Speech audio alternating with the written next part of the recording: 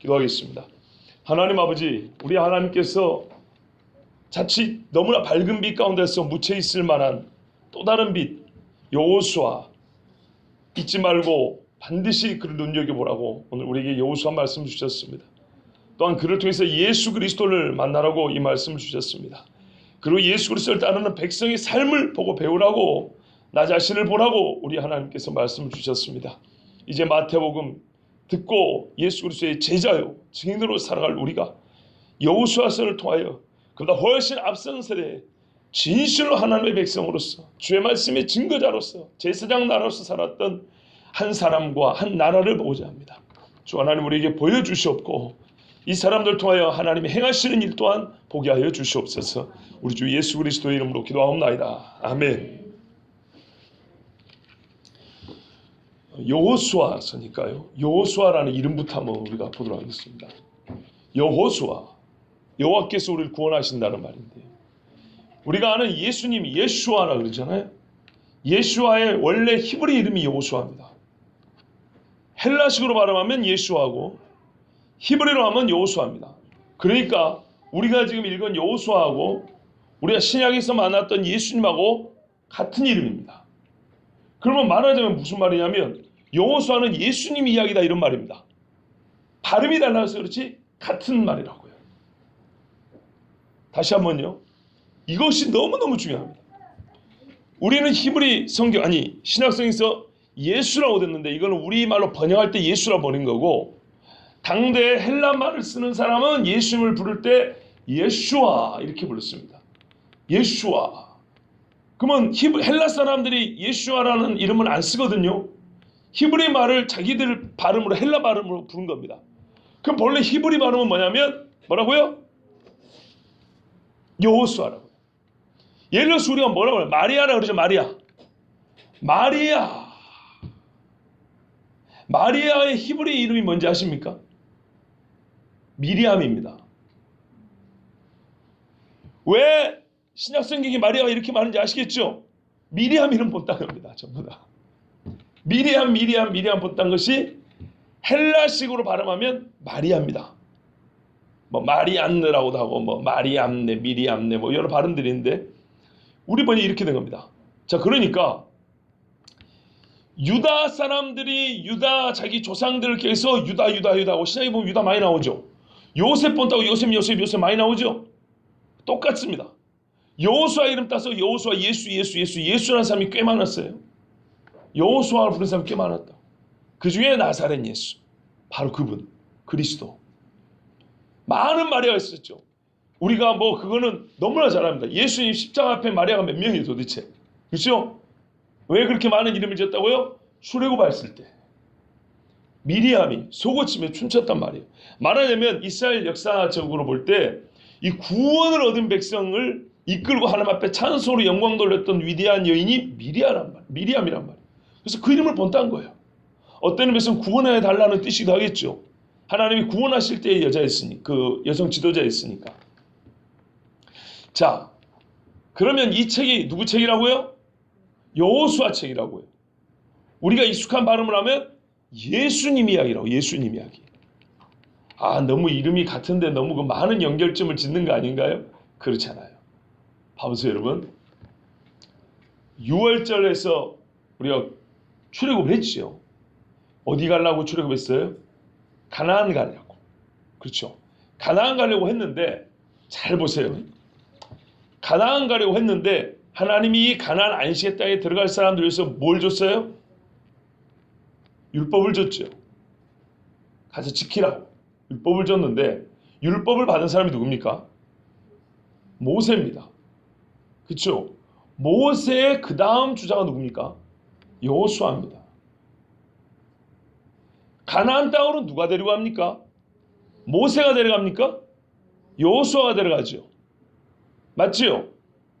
율법을 처음 받은 자가 데려갑니까? 아니죠. 말하자면 율법을 지킨 자가 데려갑니다. 완성한 자가 데려갑니다. 놀라운 것은 여호수아는 율법을 어겼다는 말이 한마디가 없습니다. 한마디가 없어요. 예수 그리스도는 율법을 말하래요. 완성하셨다 그랬죠. 하나도 어긴 것이 없다 그랬어요. 본인이 다 이루심으로 그 의롭다함을 얻었다. 그걸 우리에게 줬다 그랬어요. 예수님의 공로. 죄가 없는 자라야 그 피가 대속의 가치를 가집니다.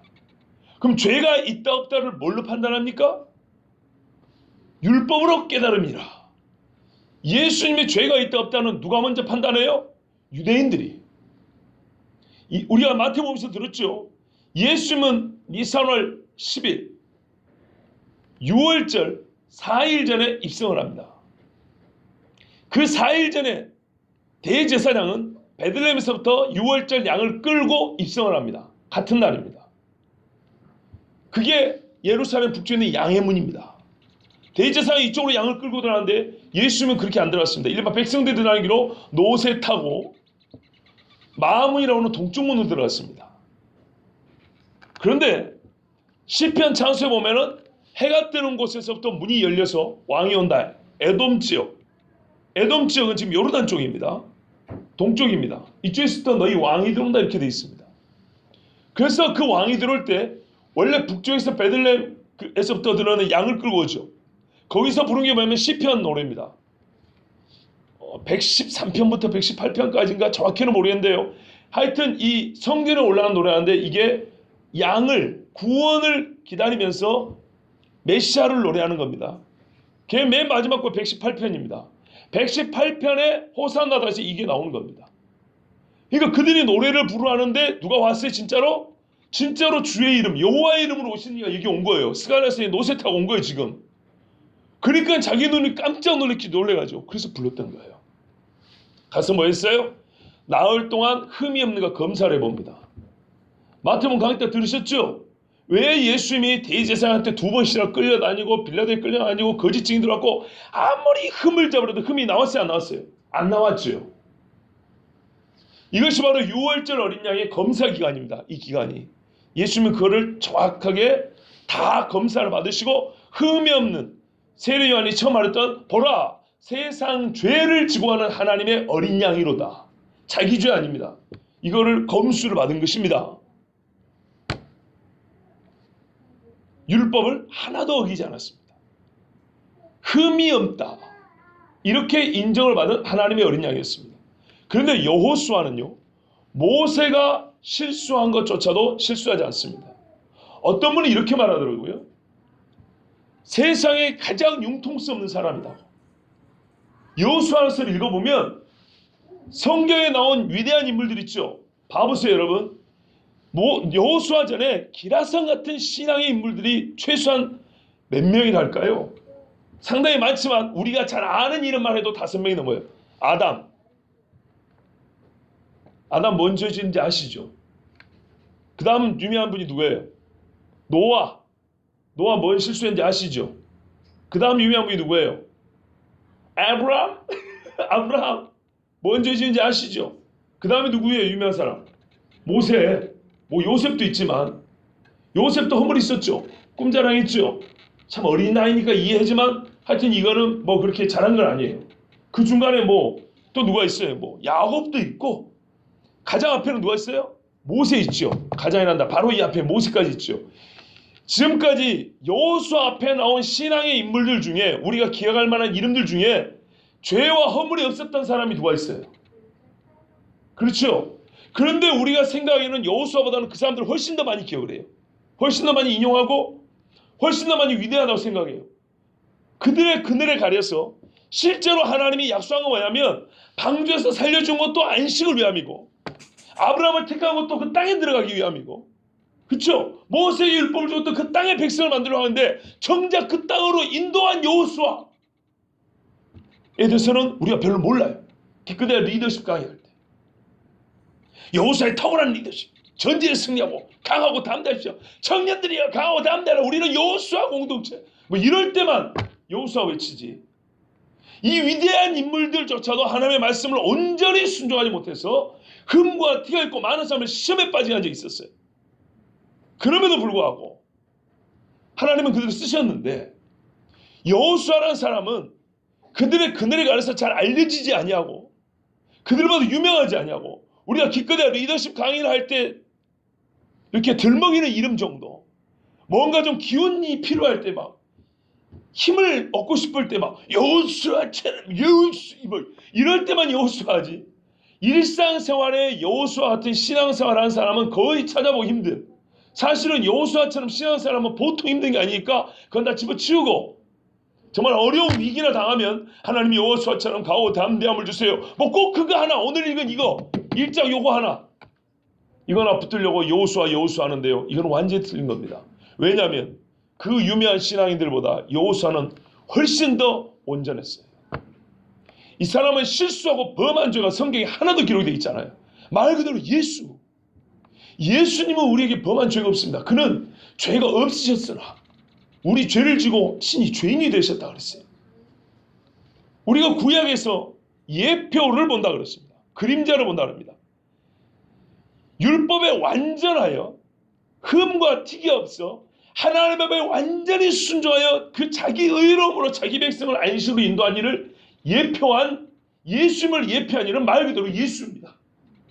여호수아를 예표한 이는 누구라고요? 여호수아입니다. 요셉도 모세도 예수님을 부분적으로 예표했어요. 아브라함도 마찬가지입니다. 다 인간들은 그림자와 예표니까 부분적입니다만은 그 부분 중에서도 여호수아는 어떤 측면에서 예수님을 예표한다고요? 하나님 말씀에 흠과 티가 없이 최종적으로는 어디로요? 안식으로 인도하느니 이를 예표한 이가 누구라고요? 여호수아라고요. 여호수아는 여호수아 예표합니다. 결국에는 뭐냐? 앞에를 봐보세요. 모세가 신명기까지 썼죠. 우리가 흔히 말하는 율법 시대입니다. 율법 시대를 넘어서 여호수아가 오는 시대에 어딜 들어가요? 가나안에 들어가는 겁니다. 이게 구약이지만 구약 성경 안에서 축소형 구약 시대와 신약 시대를 다 보여주는 거예요. 이해되시죠? 모세 시대 다음에 여호수아 시대예요. 히브리서에 보면 모세는 종이요 예수는 아들이라 이렇게 돼 있다고요. 히브리서 3장에 보면 나와요. 모세는 근데 뭐라고 하는지 아십니까? 그냥 종이 아니에요. 히브리서 3장 5절에 보면 장래일을 위하여 세움을 받은 종이 이렇게 돼 있어요. 우리가 이 부분을 놓치는데 그냥 충성된 게 아니에요. 장래일을 위하여. 어떤 장래일이요? 안식에 들어갈 모세를 부른 이유가 그거거든요. 내 백성을 인도하여 내가 너희 조상들 주는 약속이 있다고 들어가라. 이게 최종의 하나님의 목적이었어요. 요 장래일을 위하여 모세는 그 집에 부름받은 종이었는데 충성되었더라. 그러나 어디까지나 뭐라고요? 종이라고요. 그런데 보세요. 모세의 종이었던 말하자면 우리가 유형결 보면 율법의 종이었던 율법 아래에 난 여호수아입니다. 모세의 종이잖아요. 그렇죠? 율법 시대에 태어나서 율법 아래 생활했어요. 예수님도 태어나서 어떻게 해요? 8일 만에 할례를 받고 성인식을 하고 절기를 지키고 다 그랬죠. 그렇죠? 그러나 율법이 약속했다고 인도합니까? 아니라니까. 그렇죠? 우리가 다 읽은 대로 로마서 3장에 보면 잘 나와 있어요. 누가 인도해요? 여호수아가 인도한다고요. 그래서 여호수아가 지금 가나안 땅으로 인도하잖아요. 시대를 보세요. 율법이 주어지고 율법을 완전히 지킨 흠이 없는 여호수아가 자기를 믿고 따르는 백성들에게 가나안으로 인도해 들어간다고요. 율법으로 말미암아 죄의 울매, 지금 말하자면 율법 자체가 죄가 아니라 율법으로 말미암아 우리가 죽게 되었구나, 화로다, 망하게 되었구나 하는 사람들에게 하나님께서 은혜로 자기 아들을 보내주셔서 이것이 하나님의 의의 기준이에요. 성경에서 수백 번 수천 번 말하는 여호와의 의가 이거예요. 마틴 루터가 정말 피 터지게 고민했던 거예요. 여호와의 의를 생각하니까 성경에는요, 마틴 루터는 구약신학자입니다. 말하자면 루터가 성경을 볼 때는 여호와의 의는 항상 심판이었어요. 그런데 신약을 보니까 여호와의 의가 우리를 구원한다는 얘기예요. 기가 막힌 거 이해가 안 되는 거예요. 아니 성경에서 창세기부터 쭉 읽어보면 여호와의 의가 나올 때마다 사람들이 어쩔 줄을 모르는 거예요. 이사야조차도 어쩔 줄을 모르는 거예요. 의로우신 여호와를 배웠습니다. 왜 의로우신 여호와를 배웠으면 기뻐하지? 다 죽겠다고 난리냔 말이죠. 그렇죠? 모세와 함께 갔던 이스라엘 장로들도 왜 시내산 밑에서 그냥 벌벌 떠냐 이 말이지. 여호와의 우리를 구원하신 여호와의 의를 보면 왜 떨어야 되냐 말이에요. 근데 실제로 루터도 성경을 보니까 그거에 맞고 자기도 벌벌 떨리는 거예요. 도대체 마음에 안정이 없는 거예요. 그런데 희한하게 무슨 일이 있었고 한데 신약을 보면 여호와의 의를 찬양하고 여호와의 의를 기뻐하고 다윗도 말이죠. 그 죄인 다윗도 여호와의 의를 노래하고 막 그래요. 도대체 이 사람들은 나하고 다른 하나님을 보는 건가? 다른 여호와의 의를 보는 건가? 이게 너무너무 고민이었어요. 그런데 알게 됐어요. 성경에 보니까 이 의에 뭐가 붙어야 돼요? 믿음이 붙어야 되는 것이에요. 믿음이. 근데 누구를 믿어야 되냐? 나를 믿느니 또 나 보내신 이를 믿으라. 나를 보낸 이는 내 아버지를 믿다 그랬죠. 근데 성경에 보니까 예수 그리스도가 여호와의 이름으로 와서 우리 죄를 속량한다. 아, 우리가 왜 하나님의 의를 보되 두려운가? 죄 때문에 했어요. 죄가 해결되지 않고 여호와의 의를 마주치니까 죽겠다는 거죠. 그렇죠? 그래서 예수 그리스도를 말미암아 내가 죄의 사함을 받고 나니까 이제 여호와의 의는 너무너무 반가운 거예요. 그 의가 내 의가 됐잖아요. 구약을 볼 때 많은 사람들은 여호와의 의를 볼 때마다 벌벌 떨고 너무너무 무서웠어요. 그런데 예수님을 만나고 나니까 이 여호와의 의는 구원하는 의였고 나를 완전히 새롭게 하는 의였어요. 하나님의 약속에 따라 인도하는 의였어요. 그러면 뭐가 필요해요? 의의 기준이 바뀐 게 아니에요. 그 의를 충족시켜야 되는 거예요. 충족. 만족시켜야 되는 하나님의 의에. 근데 그게 우리 사람의 힘으로 됩니까? 안 되죠. 누가 왔죠? 우리 구약식 히브리식으로 말할게요. 여호수아가 온 거예요. 여호수아가 와서 하나님의 이미 우리에게 확인된 그 의를 만족, 충족을 시켜줬어요. 그런데 네가 행위로 충족하는 게 아니라 내가 그건 다 했으니까 어쩌라고 너희는 나를 믿으라는 것이죠. 믿음의 증거로 순종하는 거였어요. 그런 사람들은 여호와의 의를 충족하여 하나님 어떻게 해요? 잔치에 합당한 흰옷 입었다고. 형제여 너는 어찌 예복을 입지 아니하였나 이렇게 쫓아내는 게 아니라 흰옷 입은 자라고서 잔치에 초대하여서 하나님과 축제하면서 안식을 누리며 기뻐했어요. 그렇죠? 바로 요 이야기를 신약의 여호수아가 와서 우리를 구원하는 완전한 안식을 누린다는 것을 모형과 예표로 보여준 게 뭐예요? 여호수아란 말이에요. 여호수아가 여호수아를 보는 세상에 이보다 더 정확할 수가 어디 있을까요? 다른 이름이 아니라 똑같은 이름으로 그렇지 않습니까? 그래서 우리가 여호수아 성경에서 이름으로 기록된 성경 최초입니다. 그 중요한 게 있어요. 이제 이름을 봤으니까 여호수아서의 첫 글자를 한번 생각해 볼게요. 여러분 여호수아의 첫 글자가 뭡니까? 첫말 여호와죠. 더 줄이면 여죠. 더 줄이면 이응이죠. 히브리어는 어떻게 되는지 아십니까? 히브리어는 이렇게 돼 있어요. 이렇게 돼 있어요. 완전 기억이 아니고 약간 비스듬하게 이렇게. 우리가 글씨 입혔을 때 이렇게 쓰죠. 제가 한자 써 하려면은 딱 이렇게 쓰죠. 한번 꺾죠.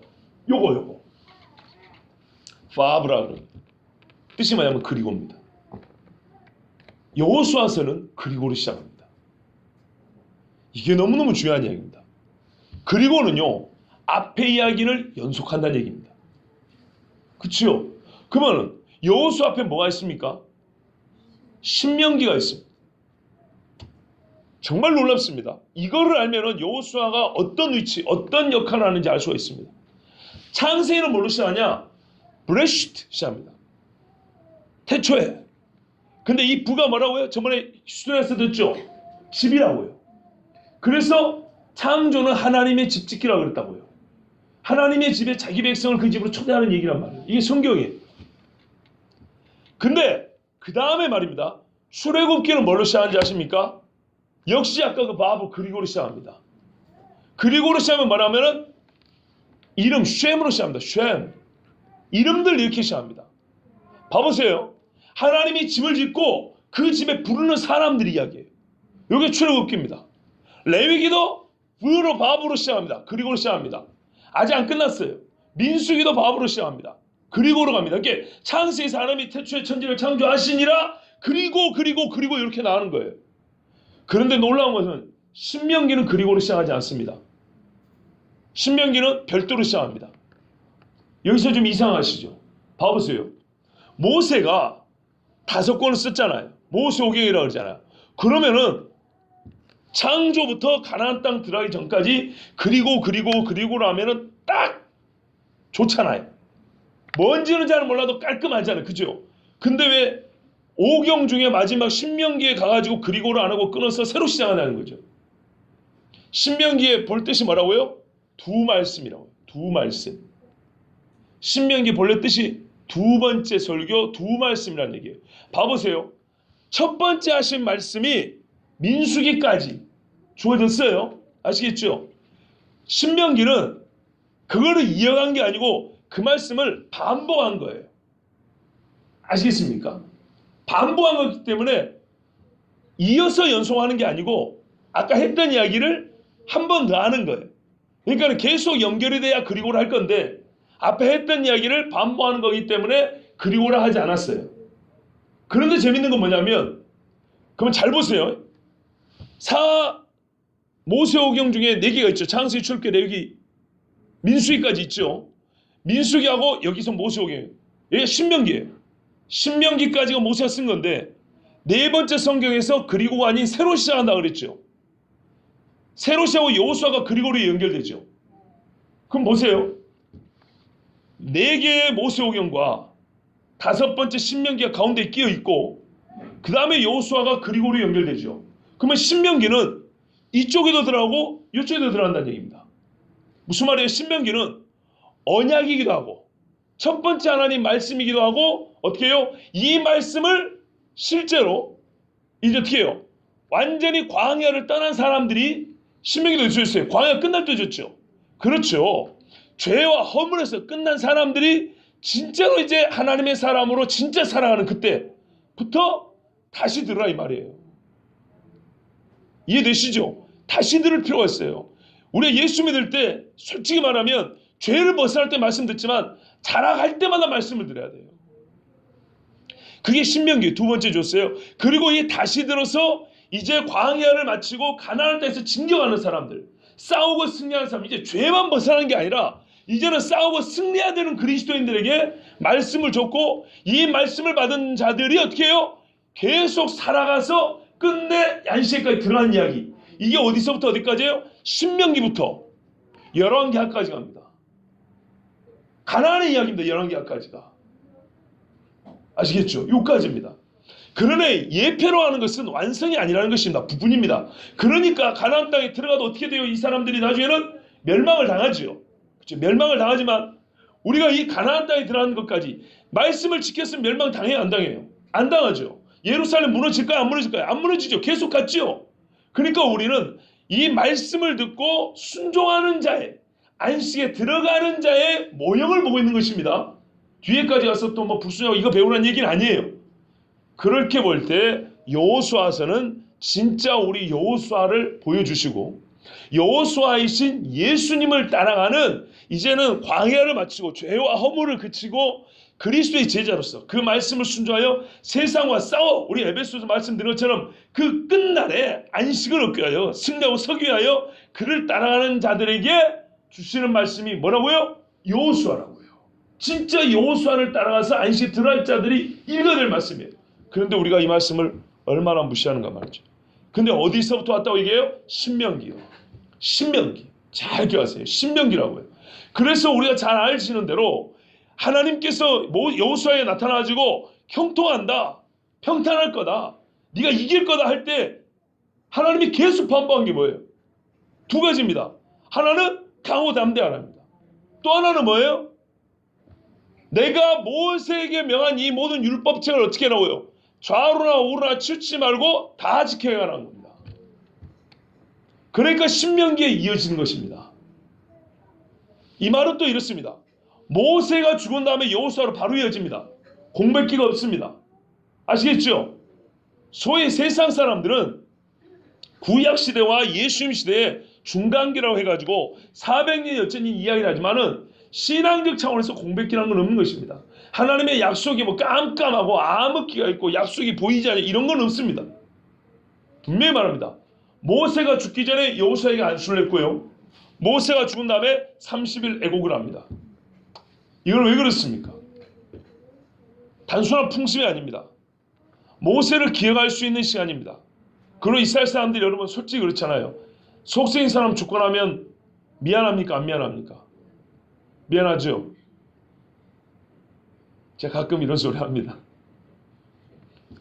저희 집사람한테 가끔 그랬어요. 나 죽고 나면 전부 다 내 시체 앞에 와서 통곡할 사람들이라고.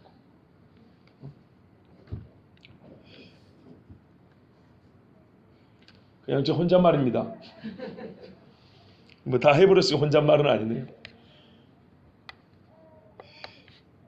그래요. 사람이 죽고 나면 미운 것보다는 미안한 마음이 많이 드는 겁니다. 그것도 다 알면서, 속을 알고 마음도 알면서 모른 척하고 외면하고 괜히 미워하고 막 험담하고 했던 거, 그 사람 떠나고 나면 정말 내가 이 헛된 짓을 왜 했을까? 보통 미안한 게 아니죠. 이스라엘 백성들이 모세한테 해준 게 뭐예요? 잘 생각해 보세요.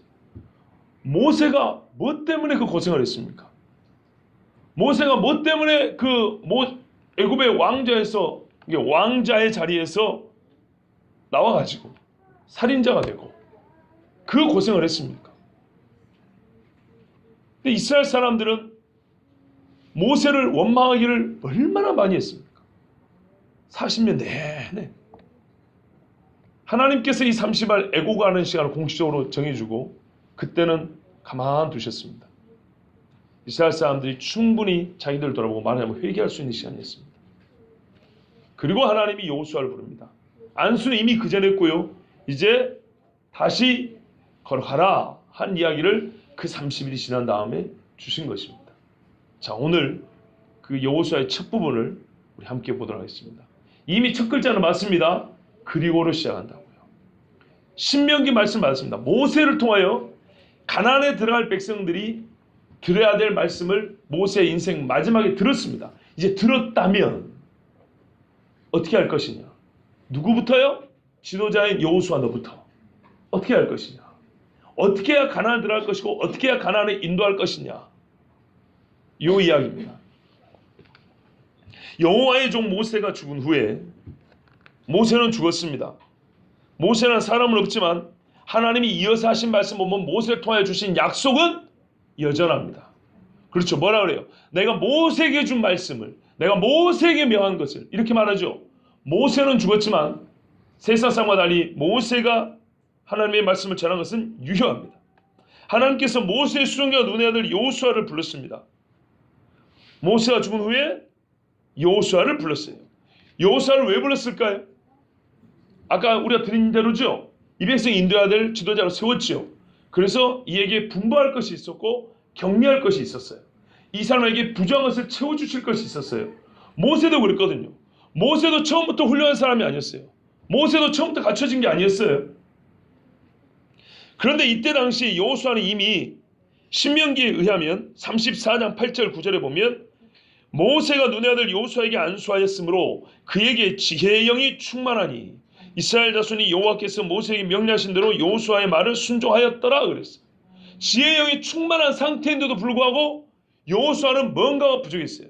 모세가 자기 백성을 살리려고 열정이 충만한데도 불구하고 뭔가가 부족했죠. 그래서 사람만 죽이고 말았죠. 그 부족한 것을 하나님은 채워주시려고 말 그대로 여호수아, 여호와께서 구원하신다는 것을 보여주실 통로와 도구로 삼으시려고 여호수아에게 말씀하셨어요. 자, 그럼 어디서 나타나서 말씀했을까요? 이거는 성경을 많이 본 사람들은 알 수 있어요. 어디서 여호수아를 만났을까요? 시내산입니까? 그리심과 에발산입니까? 아닙니다. 회막입니다. 회막. 옮길 때마다 산은 달라지고 지역은 달라지만 회막은 여전합니다. 여호수아는 출애굽기 33장에 보면 금송아지 사건 이후에도 모세는 회막에서 여호와를 만나고 다시 이제 집으로도 가고 이렇게 합니다. 그러나 모세의 종 눈의 아들 젊은 수종자 여호수아는 회막을 떠나지 아니하니라. 하나님은 사람의 공로나 행위 때문에 그를 선택하고 그를 쓰시고 그런 건 아니지만 그걸 무시하고 간과하지도 않습니다. 봅니다. 오죽하면 말입니다. 아합과 므낫세 같은 사람도 얼마나 큰 죄를 저지르는지 모릅니다. 그런데 하나님의 선지자에게 뭐라고 하는지 아십니까? 아합 좀 봐라. 아합. 못된 아합 아시죠? 설명 아시죠? 못된 아합인데 야 아합을 봐라. 제가야 배옷을 입고 걸음을 조심조심한다. 이게 회개예요? 그런데 이 정도만 보고도 하나님이 진짜 인자와 긍휼 많은 하나님이에요. 내가 좀 기다려주려 한다. 하나님이 이렇게 참으신다고. 여러분 진짜 하나님의 은혜를 좀 맛보시면 이게 얼마나 가슴 뭉클한 얘기인지 알 수 있어요. 얼마나 세밀하게 보시는지 봐보세요. 걸음걸이만 조심해도 하나님이 봐준다잖아요. 기다려준다잖아요. 그래서 제가 신앙생활하고 또 목회생활 하면서 하는 말이 있어요. 사람의 태도 변화는 생각보다 많은 것을 의미한다. 예를 들어서 거친 말을 했던 사람이 며칠 사이에 말투가 좀 온순해졌어 이러면 그건 정말 많은 것을 의미하는 거예요. 이게 쉽게 바뀌는 게 아니에요. 하나님이 속을 보시잖아요. 걸음걸이 하나 바뀌는 것이 그렇게 쉬운 이야기가 아니에요. 하나님 보셨어요. 여호수아가 갈렙과 둘이서 말이죠. 목을 내놓고 돌로 치라 그랬잖아요. 사람들이. 저들은 우리의 밥이다. 하나님이 우리에게 주신 약속의 땅 왜 못 들어간다 하냐. 이렇게 소리쳐 하나님 들으셨고요. 회막에서 자기는 안 피곤합니까? 그렇죠. 모세 편에 서면요. 욕 무지하게 넘어가 됩니다. 그런데도 불구하고 혹시 뭔 일이 생길까봐 모세와 하나님의 영이 거하시는 회막을 지키는데 여호수아는 레위지파도 아니에요. 그러니까 말하자면 이 사람은 회막 안에 들어간 게 아니라 그 문 앞에서 지켰다는 뜻입니다. 이게 여호수아의 삶이에요. 제가 그래서 말하는 거예요. 우리가 잘 모르지만 이 사람은 진짜 예수님이에요. 예수님이라는 또 오해하시라. 처음에 안 들으신 분들은 여호수아라고요. 시편을 말하래요. 주의 성전을 향한 나의 열정이 그 불같은 열정이 도리어 나를 삼킬 정도니이다. 예수님을 하신 말씀이었어요. 예수님을 두고 여호수아를 두고 그래서 성전을 확 청소를 했잖아요. 보세요. 사람들이 성전을 하면 어디로 온 줄 아십니까? 회막 앞으로 왔어요. 겁대가리 없이 구름 기둥이 내있고 하나님이 계신 그곳에 와가지고 얼마나 겁이 없는지 거기서 막 돌을 들어서 모세를 쳐 죽이려고 그랬다고요. 그 앞에서 마치 호위무사처럼 서 있던 사람이 여호수아라고. 실제로 이 사람은 군인 중에 군인이었고 얼마나 충성됩니까? 자, 이 사람이 여호수아였고요. 하나님이 이 사람을 부른 데는 나름대로 이유가 있는 거예요. 모세가 죽은 다음에 특별히 여호수아는 훈련했다는 얘기가 없어요. 특별히 여호수아를 불렀고 광야에서 몇 바퀴 돌리고 온 게 없어요. 왜요?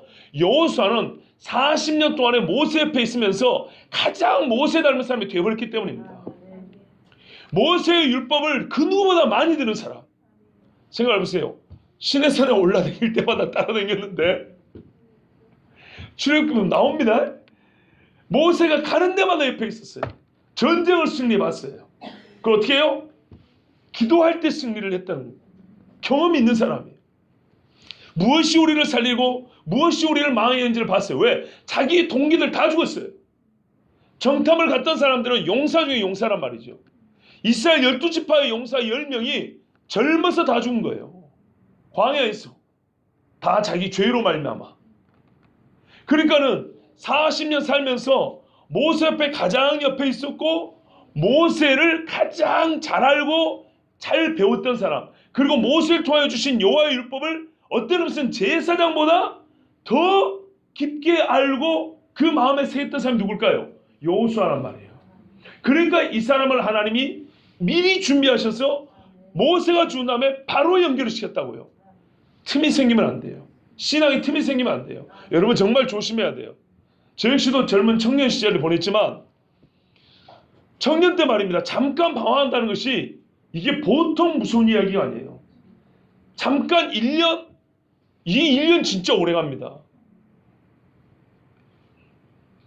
봐보세요 여러분.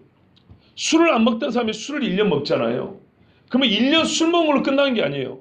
술에 대한 생각이 한번 흘러갔다가 다시 정상으로 돌아온 데는 2년 3년 걸려요.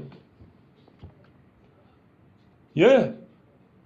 마음이 깨끗하고 정결하게 살았던 사람이 한 번 이 못된 마음을 품고 나쁜 짓을 하잖아요. 그 나쁜 짓은 여러 가지 있을 겁니다. 근데 이 나쁜 짓을 소위 손은 뗐어요. 근데 마음이 완전히 떨어지기까지는 얼마나 시간이 많이 걸린지 아세요? 이게 젊을 때 정말 중요해요. 이 사람들이 아무리 출애굽을 경험해도 보세요. 어린아이 같은 사람들입니다. 이스라엘 사람들. 이 어린아이 같은 사람들에게 모세 또는 여호수아 같은 지도자가 없으면 어떻게 될까요? 있어도 하나님을 몇 번을 거역을 했습니까? 끊어지면 반드시 사람들은 광야에서 다 죽습니다. 그래서 하나님은 여호수아를 준비하여가지고 끊임없이 바로 연결시켜서 가나안 땅으로 인도에 가셨습니다.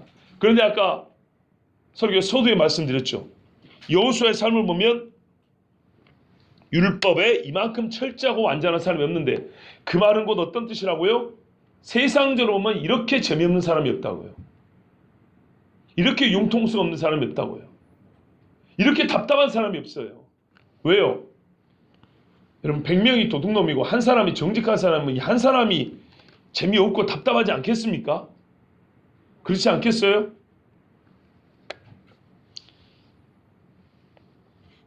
그런데 오늘날 우리가 제일 그리운 사람 인물군으로 하면 어떤 사람이 제일 그리웠습니까? 세상에서 교회를 보고 그리스도인들을 자기 나름대로 평가할 때 여호수아 같은 사람을 기대를 할까요? 아니면은 뭐 아간이라든지 아합이라든지 또 누굽니까? 나쁜 짓 많이 했던 사람들. 그럼 잘 아는 사람 중에 나쁜 짓 많이 한 사람. 예? 많이 있어서 너무 많아서 말이 안 나오죠. 예. 창세부터 울트면 뭐 이스마엘, 뭐 나쁘다기보다는 이스마엘, 에서, 뭐 그 위에는 함도 있고 니므롯 같은 사람도 있고, 뭐 이런 사람을 기대하겠습니까? 그렇지 않습니다. 그리고 우리가 오해하는 게 있습니다. 하나님의 말씀을 철저하게 지키면 융통성 없고 답답하다 그럽니다. 그거는 세상 사람들이 하는 말을 기독교인들이 그대로 받아들인 것 뿐입니다. 누가 그걸 받아들이랍니까? 그렇지 않아요. 세상 사람들보다요, 기독교인이 율법에 대해 정확하기 때문에 더 양보 잘해요. 훨씬 더 융통성이 있어요. 자기 이익을 위해서는요, 세상 사람들이 훨씬 더 융통성이 없어요. 근데 기독교인은요, 예수를 믿기 때문에 오히려 손해를 봐버려요. 얼마나 융통성이 있습니까? 얼마나 자유롭습니까? 하나님 말씀에 철저히 따른 사람들이 훨씬 더 융통성이 있어요. 훨씬 더 자유롭고요, 훨씬 더 여유가 있어요. 문제는 어디냐면, 그런 거는 귀한 줄 모르고 말씀이 들려질 때 그때만 사람들이 매우 민감하게 반응을 하니까, 그 부분에 있어서 듣기 싫어하기 때문에, 듣기 싫어하는 부분을 딱 보면 융통성이 없고 답답한 기독교인들이라고 막 이렇게 욕을 하지, 근데 실제 삶에서 진짜 그리스도인들은요, 훨씬 더 아량이 넓어요. 훨씬 더 이해도 넓고요, 훨씬 잘 봐줘요. 안 그렇습니까? 여러분도 남들이 와갖고 살짝 접촉사고 내면은 그거 가지고 범퍼 갈고 막 문자 깔고 그럽니까? 안 그러죠? 감사하게도 제가 지금까지 남의 차를, 남의 비싼 오토바이 있죠, 외국에서 수입한 오토바이도 한번 자빨 들어봤거든요. 한 번도 물어달라는 사람이 없었어요. 근데 더 감사한 건 뭐냐면, 저 역시도 남이 와갖고 쳐가지고 백미러 돌아가고 막 기스나고 찌그러지고 해도 한 번도 물어달라는 적이 없어요. 그런데 계산해보니까요, 내가 받은 이익이 더 많더라고. 처음 차를 몰고 왔는데 남들이 먼저 받았어요. 근데 아이 괜찮습니다, 지금 차 막히니까 빨리 가세요, 그냥 걱정하더라도 또 뒤에 가서 딴소리 할까 걱정하지 마시고 가세요. 그리고 몇 번 보내줬어요. 그런데요, 원숭이도 나무에서 떨어지죠? 반드시 그렇게 돼 있어요. 저도 못 보고 남의 거 받고 찌그러뜨리고 긁고 지나가고 이런 일이 있었거든요. 그런데 한 번도 저보고 물어달라는 얘기가 한 적이 없는데, 계산해 보니 제가 물어줄 게 더 많은 것 같아요. 아니, 돈으로 계산해 보면. 그런데 없었어요. 저는 거기서 하나님이 정말로 보고 계신다는 걸 깨달았어요. 뭐라고요? 뿌린 대로 거둔다고 했어요. 용서를 심으면 용서가 나오고 이해를 심으면 이해가 나옵니다. 물론 이게 차를 움직이기 어려울 정도로 큰 피해가 나면 교체해야겠죠. 그런데 지나치게 요즘에는 살짝만 지나가도 너무 민감하게 반응해요. 진짜 이 사람 무슨 큰 죄나 진 것처럼. 저 같은 섬 사람들은요, 왜 이해가 안 되냐면, 이해가 안 된다기보다는 불합리하다고 생각하냐면, 여러분 배가 얼마짜리인지 아십니까?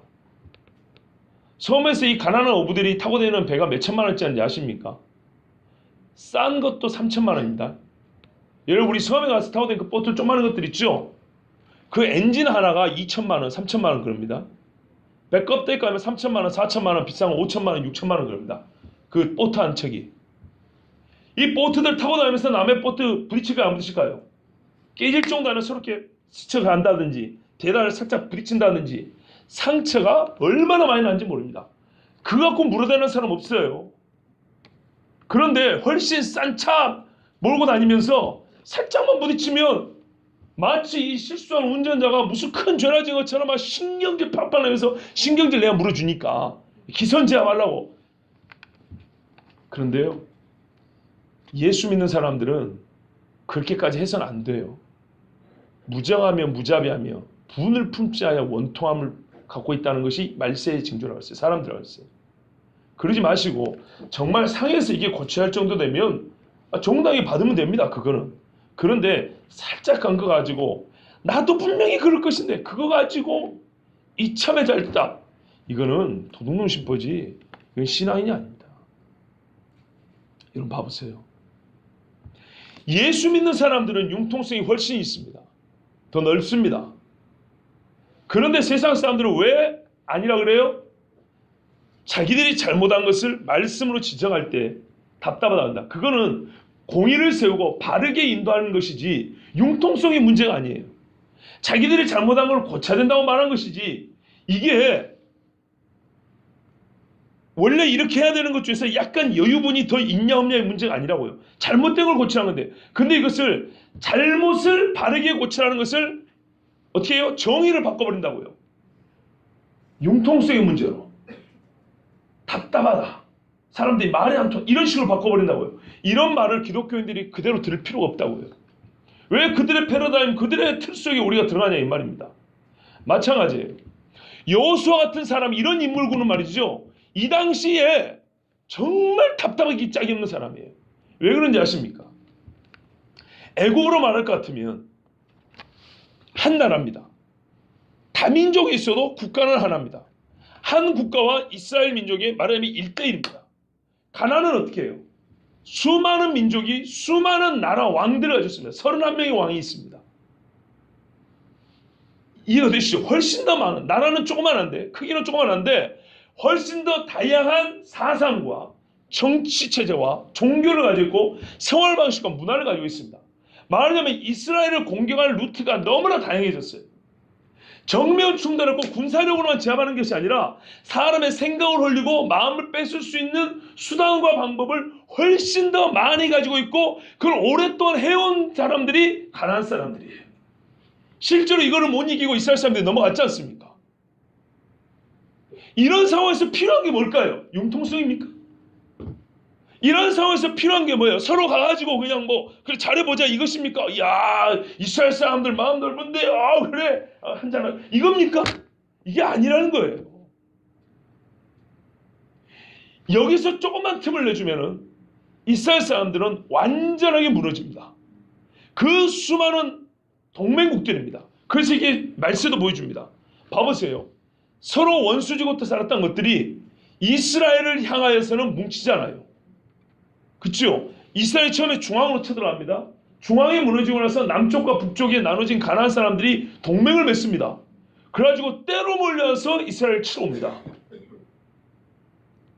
이게 그렇게 종말의 현상과 비슷한 겁니다. 여호수아 때와 비슷합니다. 즉 예수님 때와 비슷한 겁니다. 서기관과 바리새인 이 사람들은 유대인들입니다. 대제사장도 유대인입니다. 그런데 헤롯 땅은요. 유대인일지 모르지만 이 헤롯 땅이라고 말하는 것은 말 그대로 당, 정치적 분류를 하는 겁니다. 대제사장은 종교적으로 분류하는 겁니다. 아시겠죠? 정치인과 종교인입니다. 그리고 적어도 한쪽은 율법을 사겠다고 한쪽은 헤롯에 빌붙어서 헤롯이 주는 떡을 먹고 사겠다는 사람들입니다. 그런데 뭐라 그래요? 그때 당시에 예수님을 죽이는 데는 서로 한 통속이 있다고 그랬어요. 또 헤롯 왕과 빌라도 역시 나름대로 이 중동 사람하고 로마 사람하고 하나 되어 친구가 되었다고 그랬습니다. 뭐 하는데요? 예수님 죽이는데. 가나안 사람들도 자기들 안에서는 서로 치고받고 했단 말이에요. 그런데 이스라엘을 보자 뭉쳐가지고 연합전선을 형성해서 여호수아를 대적하겠다고 이렇게 쳐들어왔어요. 그러니 여기서 융통성을 발휘하고 거기에 있는 사람들의 비율을 맞춰주고 한다고 했을 때 이스라엘이 남아날 수 있었겠습니까? 절대 불가능합니다. 여호수아가 죄는 아니지만은 잠시 방심한 틈에 실수한 게 하나 있었죠. 그게 뭐였습니까?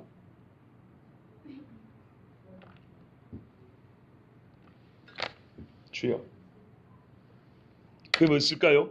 뒤에 보면 나오죠. 몇 장이 나온가 보면은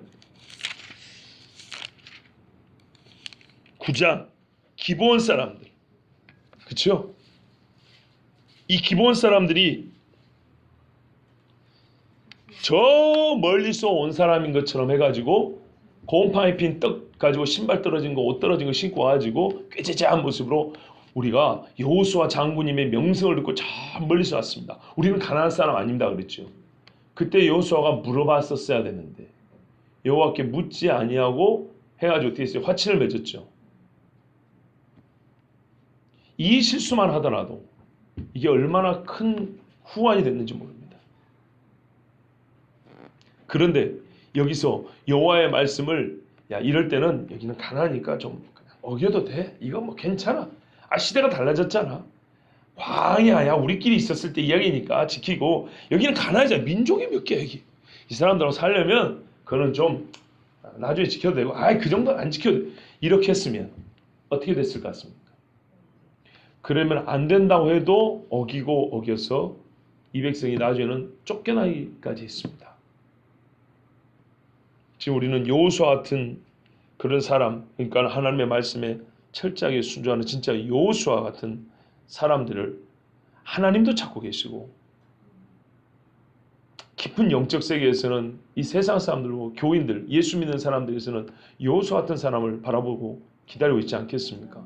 그러니까 우리가 리더십 운운하면 안 된다는 겁니다. 리더십 정도 운운할 이야기가 아닙니다. 모세가 죽었다 그랬습니다. 하나님 2절 보십시오. 내 종 모세가 죽었다. 그러나 약속은 유효하다. 명령은 유효하다. 너는 이 백성과 더불어 일어나라. 이제는 슬픔의 때는 지났고 일어나서 어쩌라 그럽니까? 가라 그럽니다. 가라. 그래서 제가 마태복음을 마치면서 여호수아가 참 잘 연결된다고 지난주에 말씀드렸습니다. 예수 그리스도 부활을 만났다. 예수를 만났느냐? 그럼 가라는 거예요. 세상을 향해 가라 그랬죠. 하나님께서 여호수아에게 하신 말씀은 너는 여호수아다. 말 그대로 여호와가 구원한다는 거다. 그거를 내가 너를 통하여 성취하리니 가라 그랬어요. 자, 그런데 가는데 누구랑 가래요? 혼자요? 이 백성과 함께. 이 사람들은 여전히 약속의 하나님의 상대들이에요. 약속의 언약 안에 들어있는 사람들이에요. 이 사람들을 데리고 어디 가라 그럽니까? 그 땅으로 가랍니다. 자, 근데 그 땅으로 가기 전에 뭘 건너야 된다 그러죠? 요단강이 돼요. 참 이게 중요합니다. 다른 육지로서 돌아도 되는데 하나님이 요단강 건너가 안 합니다. 왜 그랬을까요? 두 번째 말씀 드렸죠.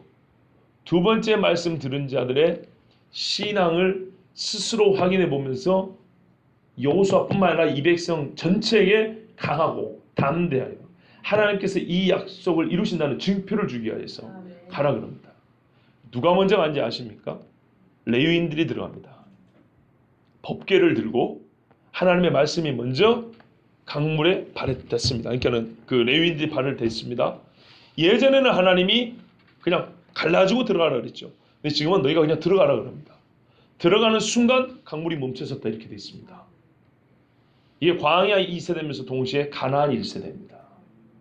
그래서 여호수아서 참 중요합니다. 광야 2세대와 가나안 1세대, 이 두 정체성을 가진 사람들의 이야기를 보는 겁니다. 이제 이 요단강을 건너면 가나안 1세대가 되는 것입니다. 자, 여러분,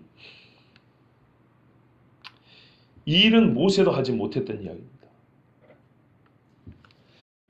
발바닥으로 밟는 곳, 이 말은 이 사람들이 밟고 지나간다는 얘기 아니겠습니까? 이 말은 전투적 요소가 있을 거라는 것입니다. 그러니까 이 약속의 땅은 그냥 들어가서 전세 내서 사는 것이 아니고요, 싸워서 취해야 된다는 얘기입니다. 그러면 문제는 이겁니다. 여기서 소위 정당한 전쟁론이라는 논쟁이 벌어집니다. 성경은 왜 이렇게 전쟁이 많은가?